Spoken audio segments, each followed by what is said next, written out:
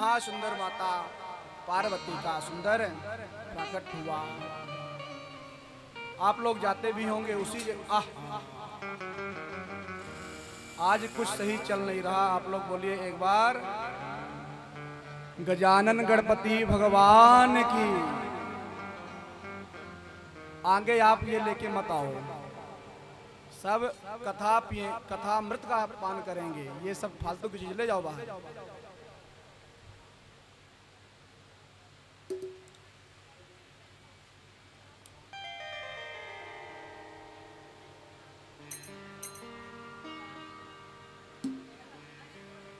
बोलिए पार्वती मैया की जय, गौरी शंकर भगवान की जय, शिव महापुराण की जय। देखिए ये भगवान की कथा तप है। हम चाहे भगवान का जप करें, चाहे पूजा करें, चाहे कथा में बैठे, ये एक तपस्या का विषय है।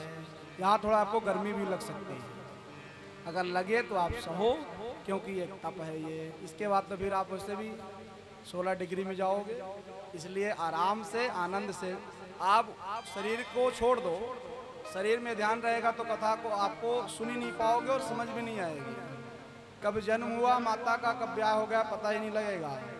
इसलिए मन को केवल और केवल भगवान शिव को समर्पित कर दोगे तो ना तो आपको गर्मी लगेगी ना तो ठंडी लगेगी। देखो हम भी बैठे हुए हैं आपके साथ में, खूब आनंद आ रहा है। तो आप लोग भी हमारे साथ में खूब आनंद लो और खूब आनंद के साथ कथा सुनो। अगर गर्मी में ध्यान जाएगा तो फिर कथा समझ आएगी नहीं। सुंदर माता पार्वती का प्राकट हुआ।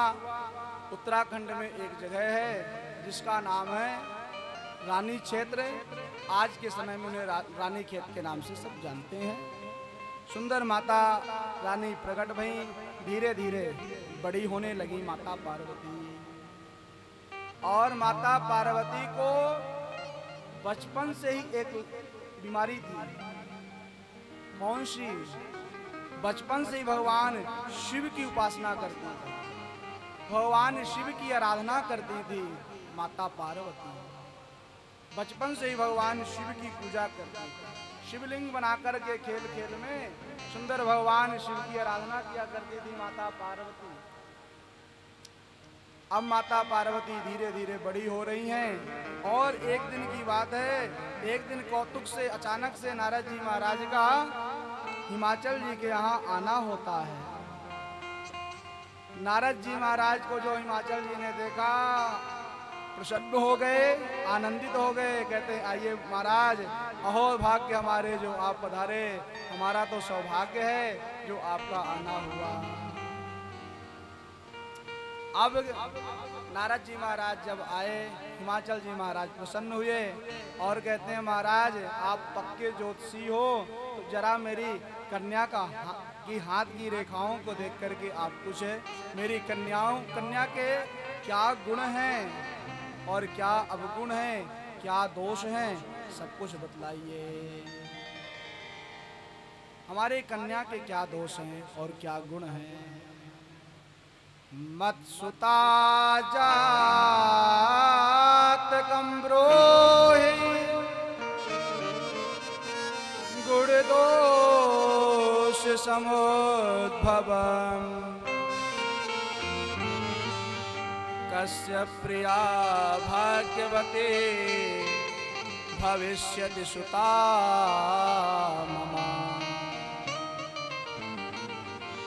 नारद जी महाराज से हिमाचल जी महाराज कहते हैं कि मेरी बेटी के हाथ की रेखाओं को देख के बताइए कि क्या गुण हैं और क्या दोष हैं, क्या गुण हैं और क्या अवगुण हैं। नारद जी महाराज कहते हैं अवश्य, क्यों नहीं। तब नारद जी महाराज कहते हैं अरे हिमाचल जी, सुंदर हाथ की रेखाओं को देखा नारद जी महाराज ने और हाथ की रेखाओं को देखकर कहते हैं हिमाचल जी आपकी बिटिया बड़ी सुंदर होगी, बड़ी सयानी होगी और इसका नाम क्या होगा? उमा, अंबिका, भवानी। और ये बड़ी सहज है और बड़ी ही सुशील है। सुंदर सहज सुशील सयानी, सुंदर सहज सुशील सयानी,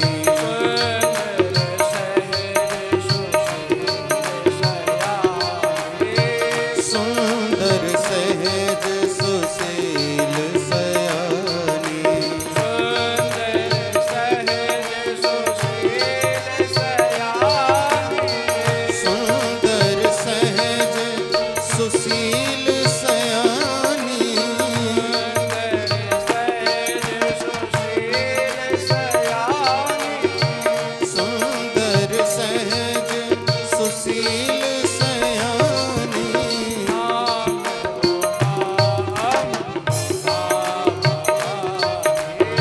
नाम उमा अंबिका भवानी,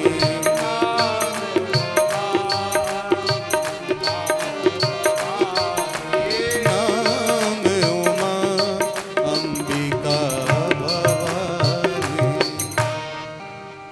नारद जी महाराज कहते हैं हिमाचल जी, आपकी बेटी शयानी होंगी, सुंदर होंगी, और इसका नाम क्या होगा?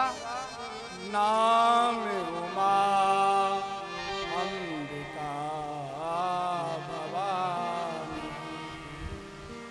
और आपकी बिटिया का नाम होगा उमा, अंबिका, भवानी। इन नामों से माता को सब भक्त पुकारेंगे।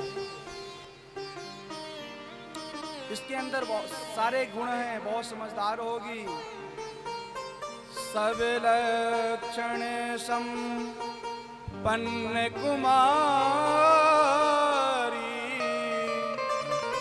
होई संतत पियहि पियारी।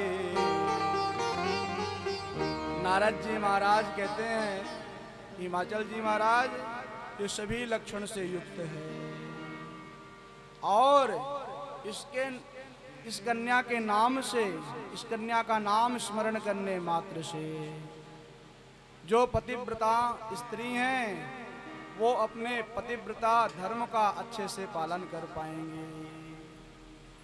इनकी पूजा करने से जो पतिव्रता स्त्री हैं वो अच्छे से अपने पतिव्रता धर्म का पालन कर पाएंगी, आसानी से कर पाएंगी। यही तेजसो पई है पेनु माता, और इस कन्या से आपको जस प्राप्त होगा। यही ते जस पई है पितु माता, ये माता पिता को जस देंगी, माता पिता को जस प्रदान करेंगी, यश मिलेगा इस कन्या से। सुंदर नारद जी महाराज इस प्रकार से हाथ की रेखाओं को देख करके सुंदर बतला रहे हैं हिमाचल जी महाराज से।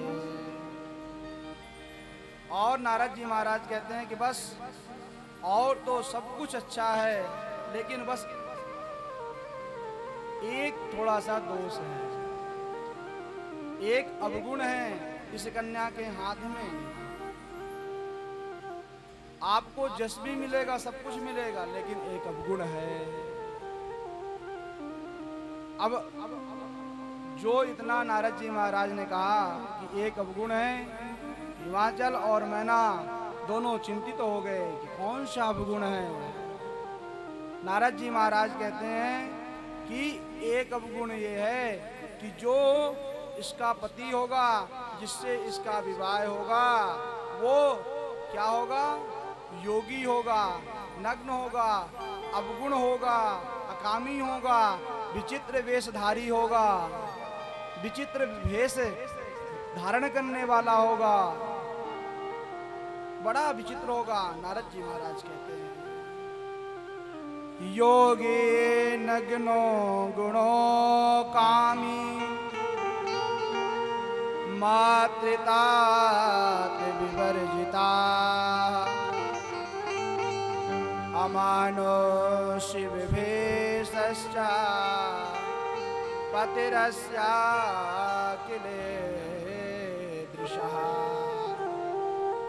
हे महाराज, आपकी इस पुत्री का जो पति जो मिलेगा वो कैसा होगा? तब नारद जी महाराज क्या कह रहे हैं? अब गुण कहते हैं, अगुण अमान मातु पितु हीना। अगुण अमान